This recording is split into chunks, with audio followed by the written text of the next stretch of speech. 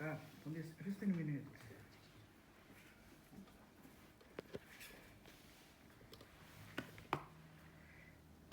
Et je suis aussi très contente d'être avec Maud et Armel, dont j'accompagne mes interventions dans les médias français, où je les vois souvent faire ce rôle de traductrice de la situation brésilienne au public français, d'une façon vraiment très originale et très intéressante. Et c'est très bien de vous entendre maintenant ao vivo e a cores, comme on dit en portugais.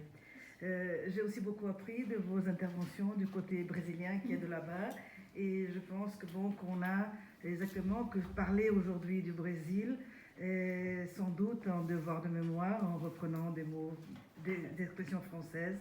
celles du temps présent, fugaces mais intensément réelles et destructeurs de nos rêves et de nos projets de construction d'un Brésil démocratique en lutte contre les inégalités économiques et sociales, marque des gouvernements de centre-gauche, de Lula et Dilma, qui ont dirigé le Brésil entre 2003 et 2016.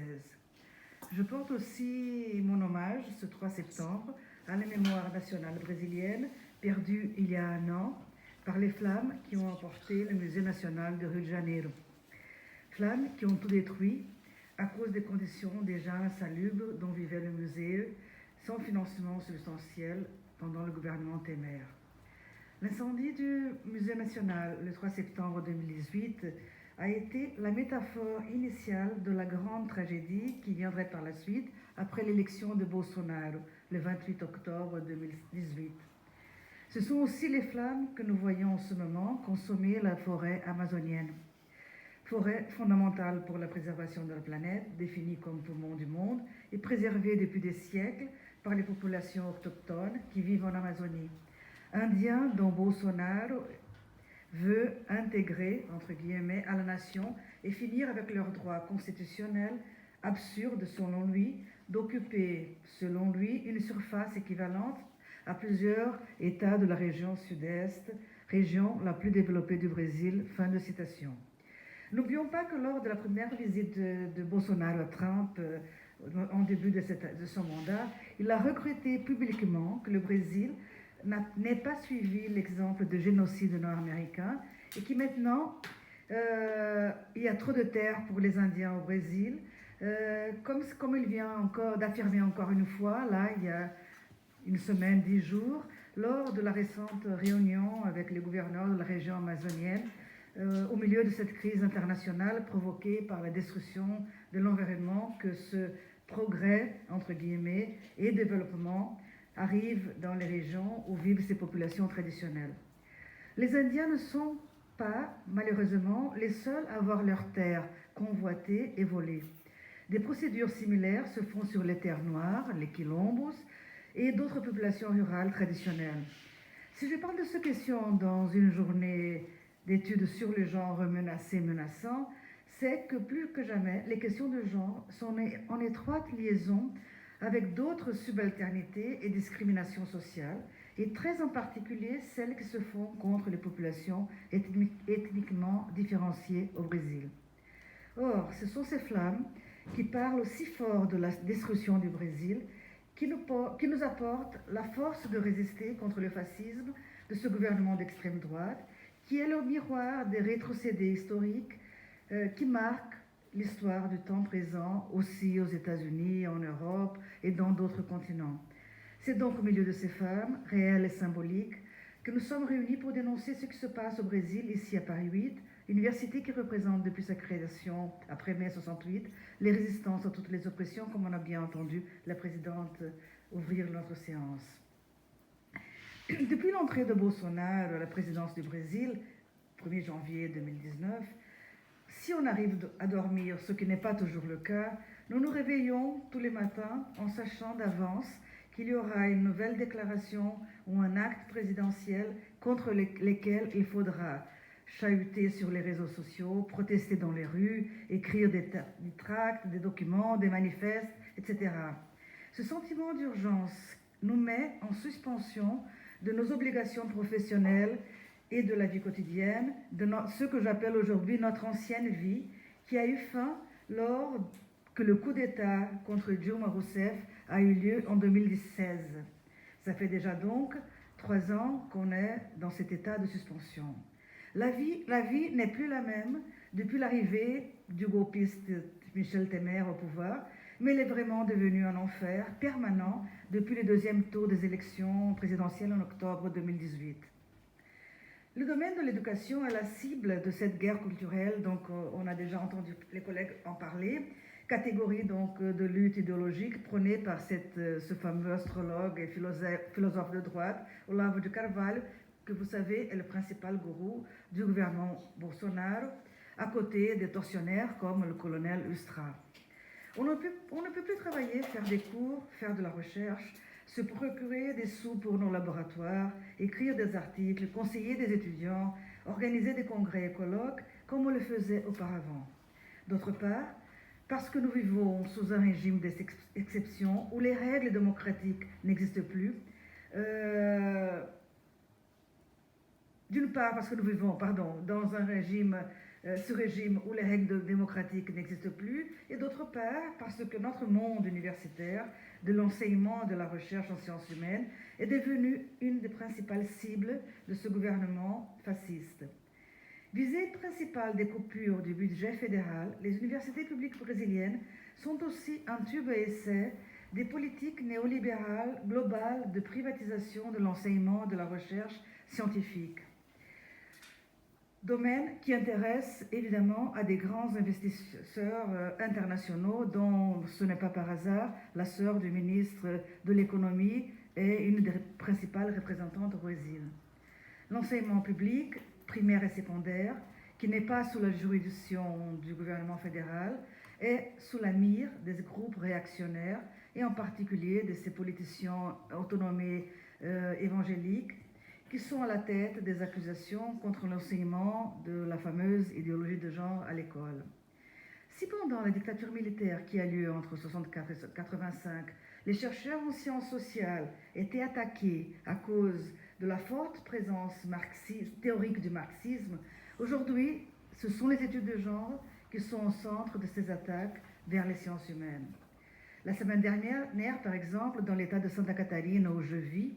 le gouverneur, qui est du même parti de Bolsonaro, le PSL, a opposé son veto à toute mention au genre et diversité sexuelle sur le plan de l'éducation de la petite enfance. Plan qui avait été élaboré par des spécialistes en éducation après vaste consultation publique lors, entre autres, des conférences publiques de l'éducation. Le veto du gouverneur a provoqué un intense débat public dans les médias locaux, dans lequel j'ai d'ailleurs dû intervenir, même en étant à l'étranger. Cet épisode montre bien l'urgence dans laquelle nous vivons quotidiennement.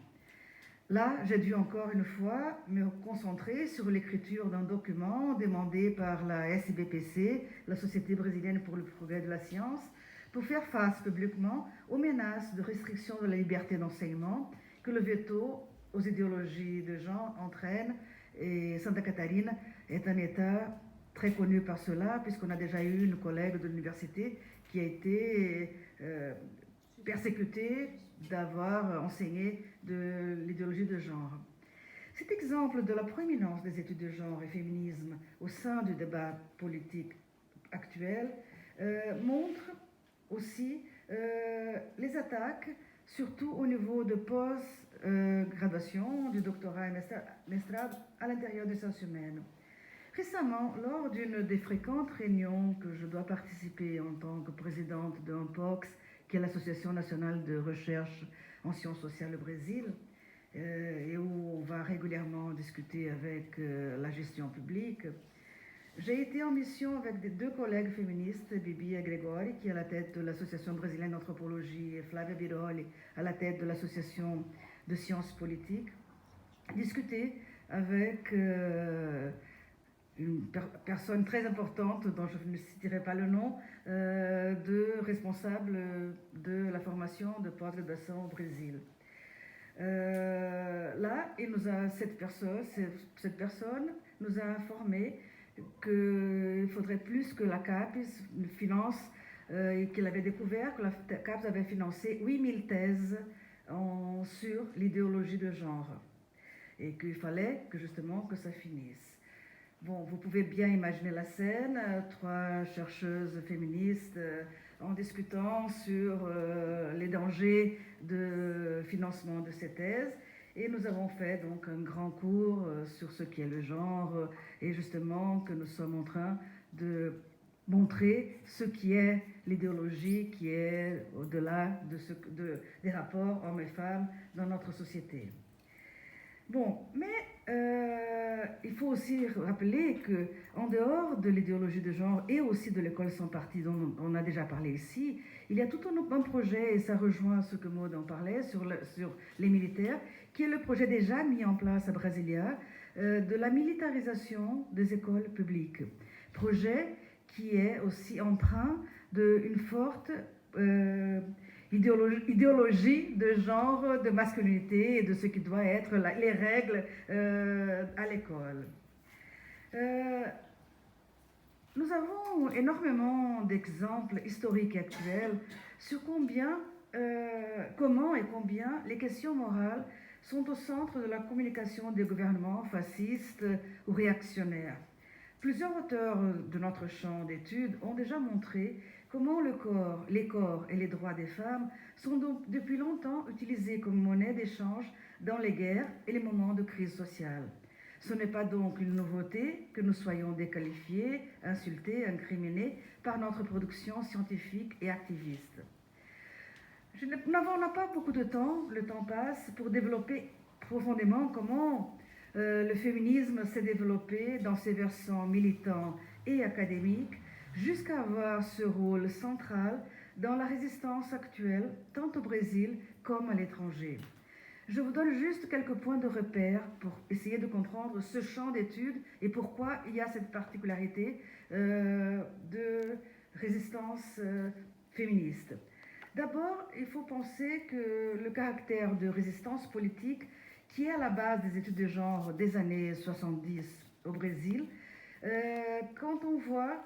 que c'était exactement le moment où on commençait à créer les mestrados à cette époque-là. C'était début des années 70, pendant la dictature militaire, qui a eu donc un grand essor des universités publiques où la recherche a été produite et où se produisaient déjà en début des années 70 d'importantes recherches qu'on pourrait nommer de féministes qui se nommaient dans ce sens-là. Étant donné que c'était un champ nouveau de travail, une importante génération de femmes a pu accéder à des postes universitaires différemment, par exemple, de la situation française ou d'autres pays du monde, où l'université et la recherche avaient déjà été institutionnalisées auparavant, plusieurs décennies auparavant. Donc, au Brésil, une génération de jeunes femmes féministes est entrée très tôt à l'université et donc a produit aussi un champ de recherche très institutionnalisé. Il y a eu aussi à ce moment-là, depuis les années 70, début des années 80, un support très important de fondations internationales comme la Ford Foundation, et pour développer pas seulement la recherche, mais surtout des réseaux de recherche féministe à l'intérieur du Brésil, ce qui fait aussi tout le changement de ce qui se passe en ce moment au niveau de résistance, et je pense que cette table montre un peu comment ça se passe au niveau des réseaux du travail de la recherche féministe. Il faut aussi se rappeler, et je reviendrai ça à la fin, dont je dois finir, que les associations scientifiques, et en particulier dans les années 70, l'ASBPC, donc la Société brésilienne pour la recherche, le progrès de la science, étaient des espaces très importants de rencontres, de dialogues, de mobilisation lors de ces réunions scientifiques. Modèle, donc, qui revient, même en ce moment où on a d'autres façons de communication, de façon très très forte, et plus que jamais, on voit combien les gens se sentent motivés et ont besoin d'être ensemble dans ces grandes réunions de tous les domaines scientifiques au Brésil. Il faut se souvenir aussi que les universités ont été je suis en train de finir.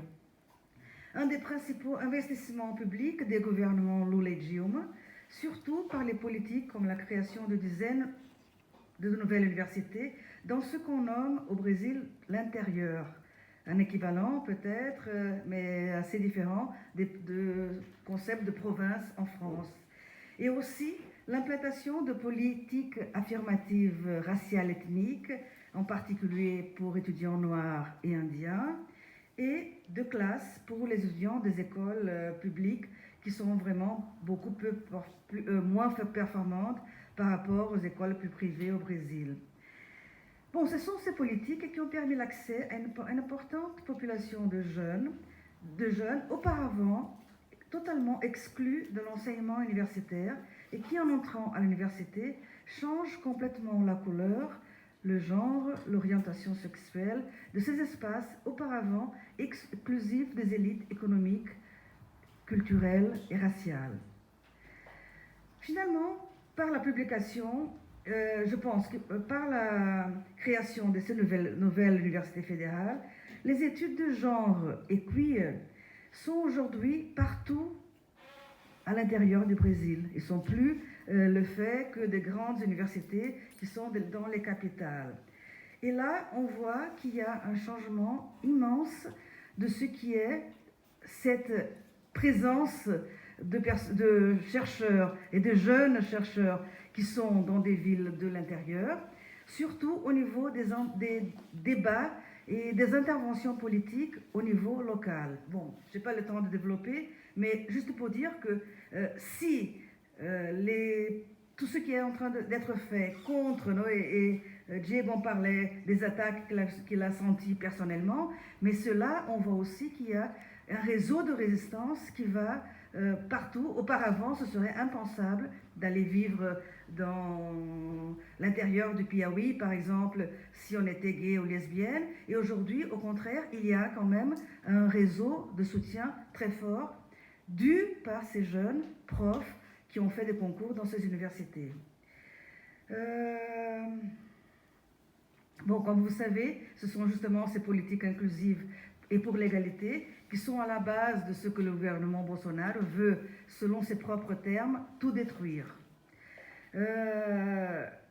Je vais très rapidement, vous savez, il y a énormément d'attaques aux universités. Je n'aurai pas le temps d'en parler sur ce qui s'est passé dans mon université à Ufsky, où notre recteur a été emprisonné et puis il s'est suicidé. Vous le savez, la CAPES a été la première, en mai, a déjà coupé 30% des bourses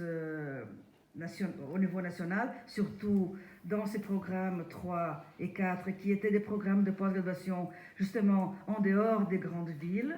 Mais maintenant c'est le CNIPq, donc cette agence nationale, qui risque d'être fermée, liée au ministère des Sciences et Technologies. Avec une pétition de plus d'1 million de signatures, a été remise à l'Assemblée nationale, ce qui est paradoxal, puisque vous savez, c'est un espace dominé par des députés et sénateurs conservateurs, mais qui aujourd'hui semble devenir à nouveau un espace de dialogue entre société civile et l'État, en particulier par ce système associatif des associations de scientifiques nationales, dont l'SBPC fédère aujourd'hui au Brésil. L'autre question du jour, je finis là, puisque je pense que les 5 minutes ont déjà passé maintenant, c'est pour la première fois dans l'histoire de la période démocratique, les recteurs qui ont eu le plus de votes dans les élections à l'intérieur de l'université n'ont pas été élus dans 6 entre 12 cas tout récemment. Juste pour vous raconter, le nouveau recteur de l'université fédérale, président de l'université de Fronteira Sul, qui est donc à Santa Catarina, c'est un pasteur, prof d'administration, et le cours qu'il fait régulièrement s'intitule Spiritualité et leadership. Et dans la bibliographie de son cours, il y a la Bible et d'autres œuvres comme les méthodes d'administration de Jésus, etc., etc.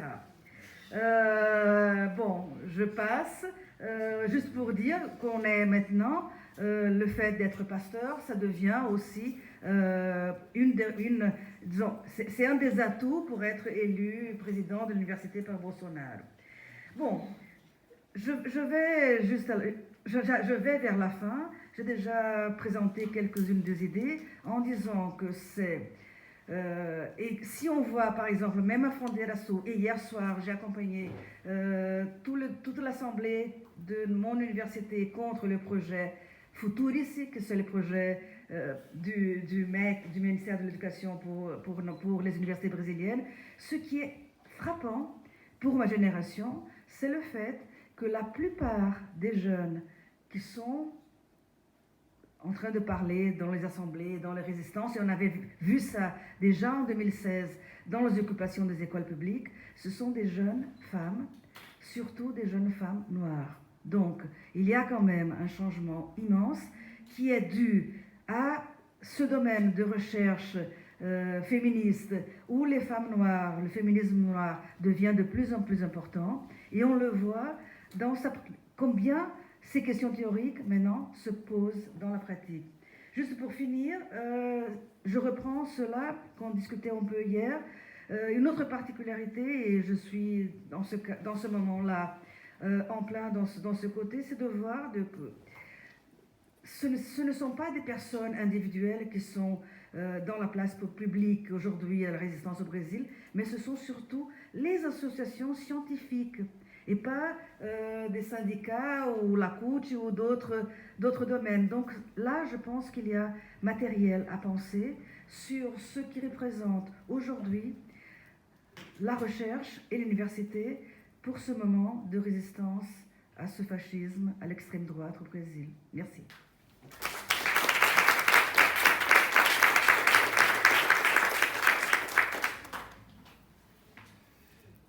Merci beaucoup Myriam, et à nouveau merci pour votre écoute attentive malgré la durée. On a une bonne demi-heure de discussion. Vos commentaires, questions ou autres sont les bienvenus, y compris en portugais, et on sollicitera à nouveau nos meilleurs interprètes. Et simplement, je vous demanderai, si vous le voulez bien, pour que bénéficient de vos commentaires et questions les gens qui nous suivent à distance, de vous approcher de la table, puisque ces micros qui sont en train de charger ne sont jamais parvenus à être chargés. Mais en revanche, on a un des micros au moins qui a beaucoup de câbles.